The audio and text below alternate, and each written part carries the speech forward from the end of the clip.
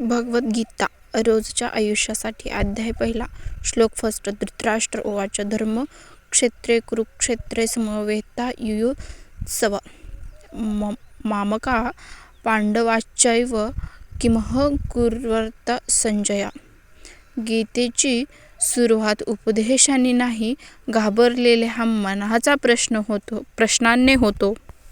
धर्माच्या भूमीवर युद्धासाठी जमलेले दोन बाजू उभ्या आहेत, जसं रोजच्या आयुष्यात मन आणि कर्तव्य.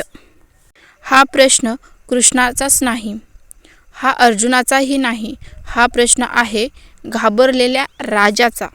धृतराष्ट्र म्हणतो, मामका, माझे. गीतेतला पहिला शब्द अहंकारातून येतो. सत्य समोर असतं, पण ते स्वीकारलं तर काहीतरी गमवावं लागतं, म्हणून मन प्रश्न विचारत बसतं. नोकरी असो, नातं असो, निर्णय असो किंवा जबाबदारी, एक क्षण असा येतो जिथे आतून आवाज येतो, आत्ता काय? गीता इथूनच सुरू होते. धृतराष्ट्र विचारतो पण पाहू शकत नाही. आपण पाहू शकतो पण विचारायचं टाळतो, आणि येथेच आपलं युद्ध खरं सुरू होतं.